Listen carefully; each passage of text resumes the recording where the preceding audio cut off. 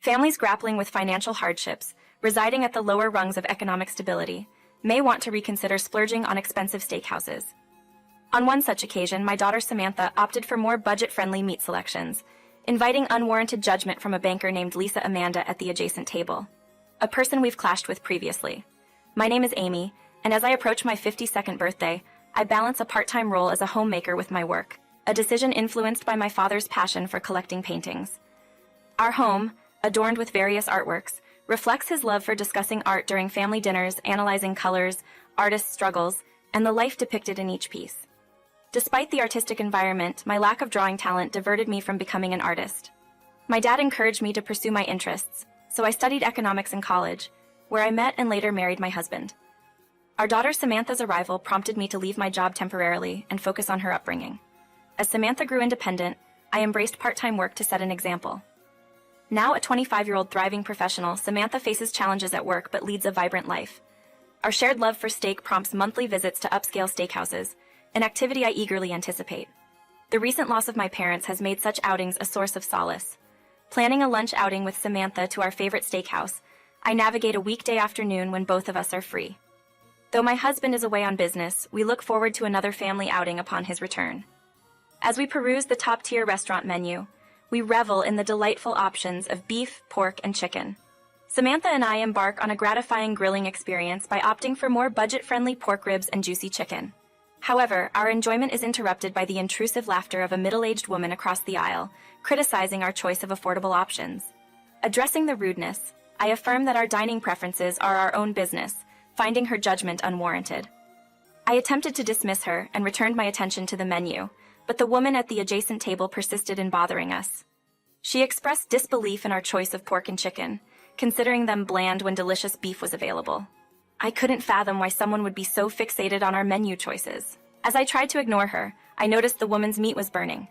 I pointed it out to her, and she reacted with surprise.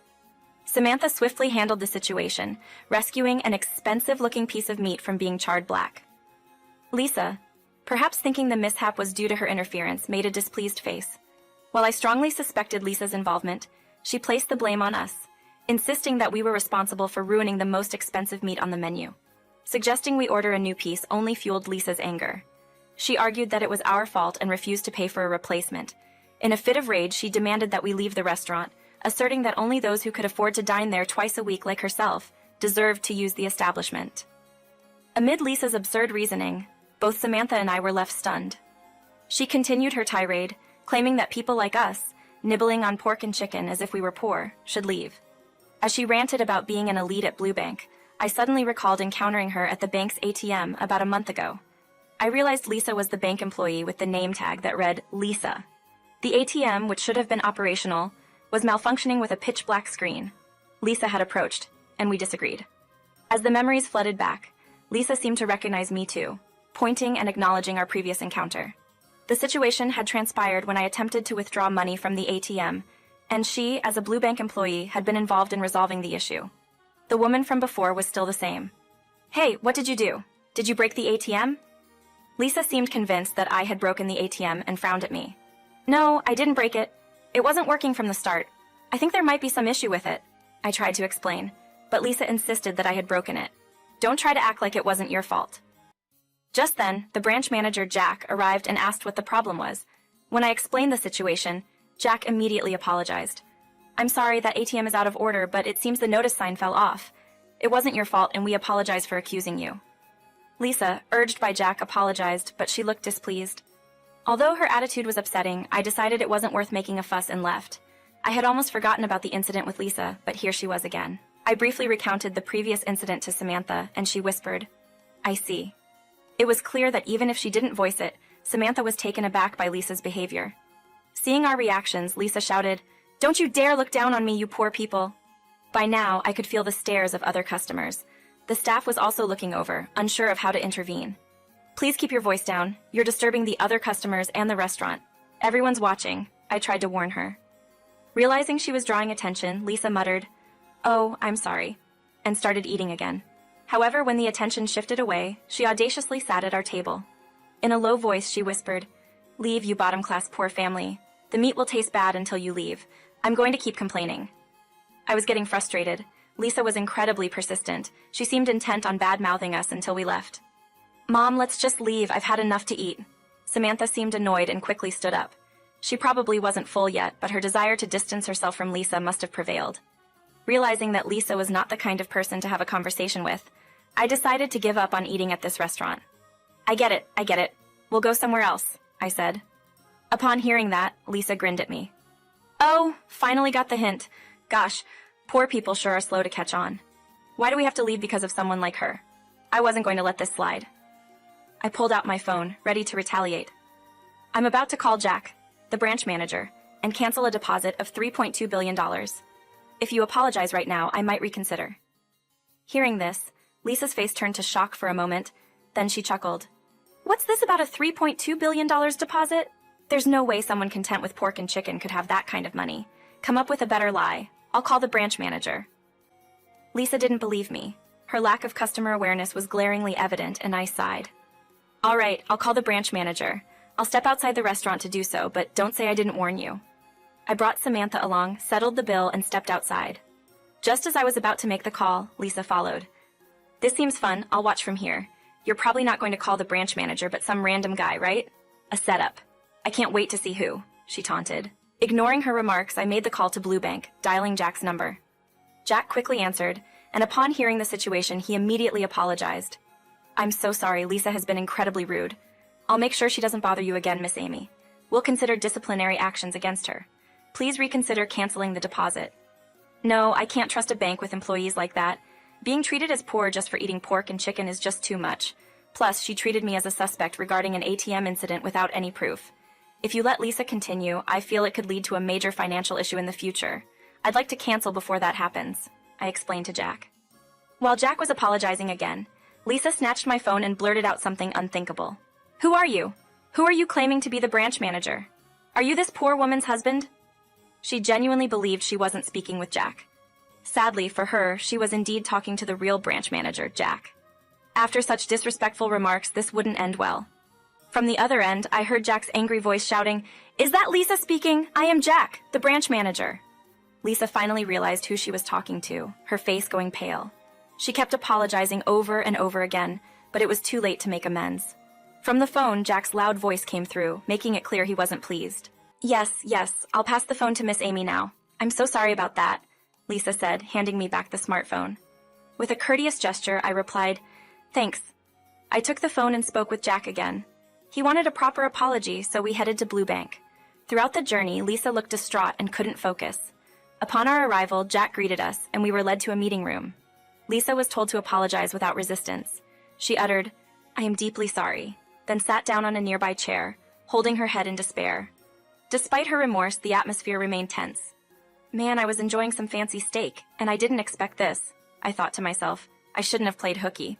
Wait, you were playing hooky? I asked in surprise. Seeing my reaction, Lisa looked taken aback. Well, not exactly playing hooky.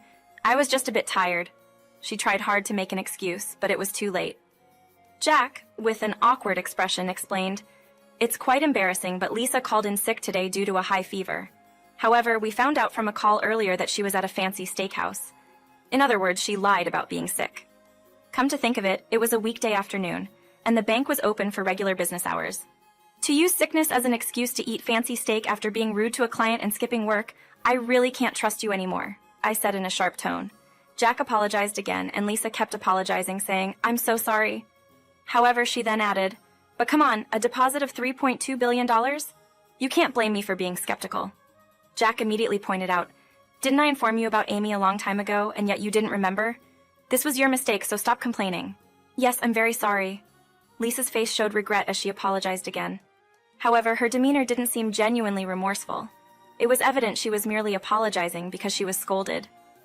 That half-hearted apology is enough, but a deposit of $350 million does seem unreal, doesn't it? Lisa was more shocked than convinced. I was equally surprised when I sold the paintings, wondering how they could fetch such a high price. I understood how she felt. I didn't want to give my father's treasured paintings to just anyone, so I had them professionally appraised and sold them for their rightful value. As a result, I ended up with an unbelievable sum. I sold the last painting about 4 months ago. I wondered about keeping such a massive amount idle. But between part-time jobs and house chores, I just left it in Blue Bank. I've decided to close the account. I think my late father would advise against leaving so much money untouched. It's the money he left for me, so I don't want to keep it in an unreliable place. Upon hearing this, Samantha nodded in agreement. The idea of having someone like Lisa involved with such a substantial amount of money naturally raised concerns. Jack, upon understanding, looked resigned and assured. We'll go ahead and cancel that for you later on. Lisa will be dealt with strictly. Just when it seemed like everything was settled, Lisa continued, pleading, Please wait a minute. What's going to happen to me? Please don't punish me. You're not going to fire me, are you? Jack intervened. Stop causing a scene in front of the customer, Miss Amy. I'm sorry. Please don't mind Lisa's behavior. Before I knew it, Jack stepped in, but Lisa suddenly gripped my arm tightly, pleading, I beg you, convince the manager not to penalize me. If my pay gets cut or I get fired, I'll be in big trouble. Truth be told, I have debts. A bank worker with debts, and yet you're eating at fancy steakhouses. Maybe start with some budgeting. When I said this with a stern tone, Lisa's face looked like she was about to cry. Don't be so cold. Once I started living luxuriously, I couldn't stop. Hey, why not share some of your $350 million with me? Just $110,000 would do. Why should I give you anything? What an absurd request. Why should I give you any money? I don't want to give you even a penny, I replied. When I pushed back, Lisa's face turned beet red and she snapped. Stingy rich folks, aren't you? Do you guys even work? Having $350 million and still working? How much do you love money? Rich folks like you taking away jobs from others is simply low class. Our employers consider Samantha and me as formal employees. You have no right to tell us to quit. I explained that my work ethic and values were instilled by my parents, who, despite being well off, maintained an ordinary lifestyle. My dad worked diligently, and my mom put her all into house chores and her part-time job. I took on part-time jobs to show Samantha a hardworking woman as a role model. Perhaps that's why Samantha never became lazy and grew up to be a responsible adult in society. Also, working helps you learn common sense in society and adds structure to your life. Therefore, even if we have money, we believe in working. When I firmly expressed my concerns, Lisa was left speechless, and Jack, wearing a stern expression, added, I get it, you're not remorseful. I'm going to discuss firing you with the higher-ups, so brace yourself. Upon hearing this, Lisa snapped back to reality and stammered, I'm so sorry, Miss Amy. I've been so stressed out lately and ended up complaining without thinking. I don't need a penny, just please forgive me. However, after this series of events, forgiveness was the last thing on my mind. I retorted, We don't need your insincere apologies. Face the consequences and suffer for it. I won't forgive you either. It's absurd that after saying such horrible things, you don't genuinely feel remorse. Samantha echoed my sentiment, and it seemed Lisa finally realized she wasn't getting any sympathy. She slumped dejectedly, muttering apologies, but nobody offered her comfort. Later, I learned from Jack that Lisa was fired. Her frequent tardiness and rudeness towards her juniors had already raised concerns about her work ethic. With this incident added to the mix, she was swiftly dismissed. Lisa collapsed on the spot upon learning of her termination, and an ambulance was reluctantly called. At the hospital, they discovered she had diabetes, a condition exacerbated by her unhealthy diet. Lisa's future seemed bleak, with job loss, debt, and health issues piling up. Despite my initial resentment, the harsh consequences she faced made me reconsider. Samantha shared a similar sentiment, suggesting we let bygones be bygones, given Lisa's suffering. On my part, I decided to manage the $3.2 billion I had in Blue Bank, equivalent to around $35 million. After discussing it with my husband and Samantha, we opted to keep only what we needed for the future and anonymously donate the rest. This way, we avoided unnecessary attention from the public. Our family tradition of going out for steak continued, and just yesterday, with my husband back from a long business trip, we ordered not just beef but also pork and chicken. No one gave us any side glances, and we thoroughly enjoyed our meal. Both Samantha and my husband seemed pleased, and I had a blast savoring the meat. I look forward to creating more happy moments with my family, all while keeping an eye on our health.